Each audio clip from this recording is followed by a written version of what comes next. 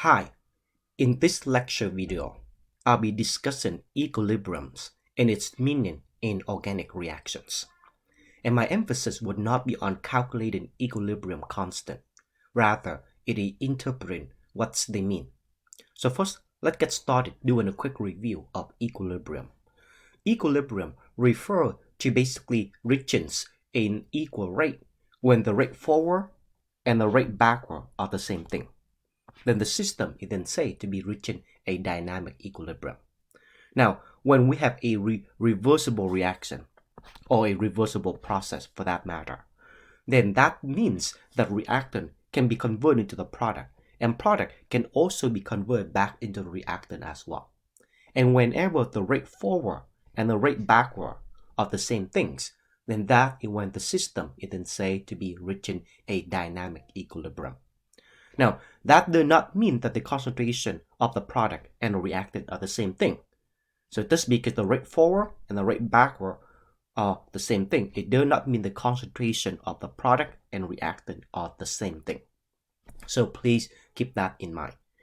And in fact, the equilibrium constant, that tells us exactly what that is. So the equilibrium constant mathematically can be calculated by taking the concentration of the product divided by the concentration of the reactant. But again, we're not going to go show a calculation of this, and that is not our emphasis.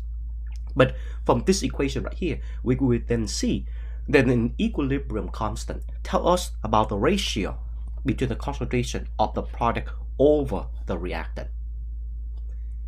So when the equilibrium constant is greater than 1, that would basically mean that the concentration of the product will be greater than the concentration of the reactant.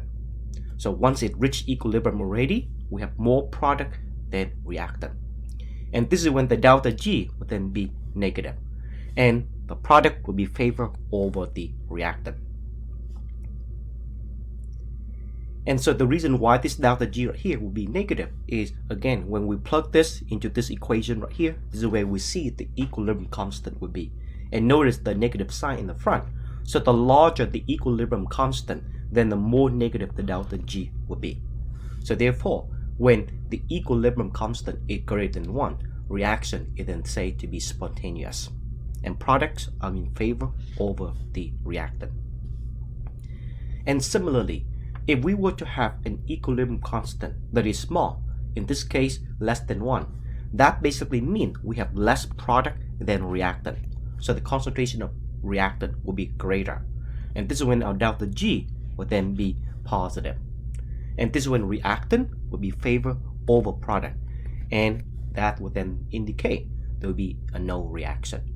So again, if we have more reactant than products, then it is then said to have a no reaction. And here are some examples of some of the equilibrium constant and what they mean. When we have a very large equilibrium constant, so get 10 to the third, and that when the delta G is very negative, then basically here would be the percentage of product over reactant at equilibrium. So we basically will be having a 99.9% of the products in terms of concentration at equilibrium. And this is when the reaction is then said to go into completion. If we were to have an equilibrium constant equal to 1, that's when delta G would then equal to 0. And now that would then means that the percentage of the product at equilibrium would then be only 50%, because the concentration of reactant and product are the same thing here in this case. So therefore, only 50% of the product would be produced. And that is when we are having a partial reaction. And lastly, if we were to have a very small equilibrium constant, so got 10 to the negative 3. So this is when we see that there's more reactant than product by a lot. So in this case right here, at equilibrium, the concentration or the percent of the product would be low, and most of the concentration correspond to that of the reactant. So in this case right here, we have no reaction. So that what equilibrium constant means here in organic chemistry.